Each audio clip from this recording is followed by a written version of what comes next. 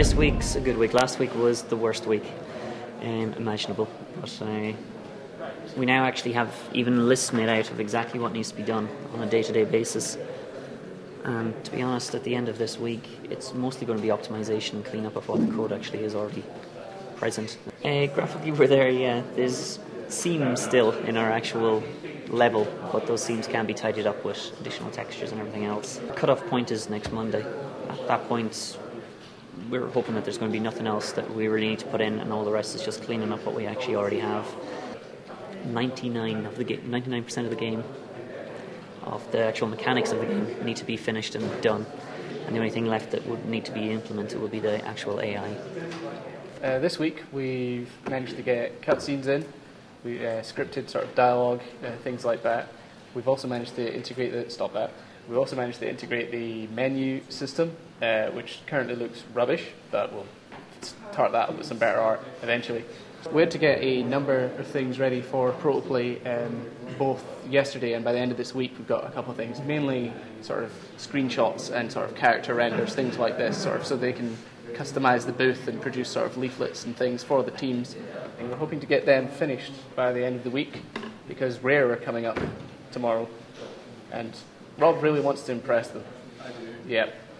This week was is going for a mass integration, putting all the trees and animals, AI, whatever we finish.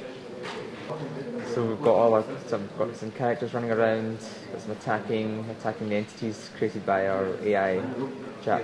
We've got placeholders for animals, just working on the sky texture as well, that's a placeholder. Half of it's a placeholder. We've been designing different sort of styles of posters. We're going for the sort of 1930s King Kong style posters, and hopefully make our game sort of stand out. I think this full week we'll be working on it. So day and night. So we had our 3 professional singers come in and very cute. Write and sing our background music for our game. Little bear running all alone. Little bear, you better get home. Little bear running by the woods. If I were you, I'd get home if I could. Write them their own songs for games, and there is no copyright, but still very, very good. It sounds so echoey. I like it. Cool. It's really cute. Yeah. The cuteness level should go up another notch, which is quite cool. All work very hard. And the weekend, every no, weekends are off the menu now. Yeah. After our code-heavy week of last week, we've managed to get the physics system into place now. So you can run about, hit into boxes, and they'll hit on the world and stuff. We're starting to get what we're calling the Taganator in, who's just like a non-player character who's insanely powerful, who'll just run about and tag anyone. Also, an extra thing that we're going to be changing the levels slightly. It's still going to be an ice world, but we're going to make it so you're actually going to be able to see outside the world.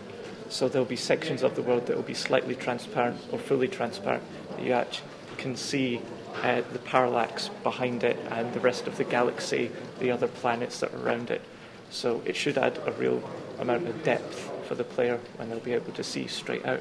Yeah, so this week we've just been sort of going back over all the old features that we'd put in but weren't perfect and trying to just improve them a lot. So we've redone the jumping mechanism to make it a lot more intuitive, give the player a lot more control, make everything smoother. We've been sort of reorganising the colour theme of our level because we've just realised that choosing arbitrary colours is probably not the best way to go about it. I think in the end we're going to go for a really bright, vibrant look, maybe not with these exact colours.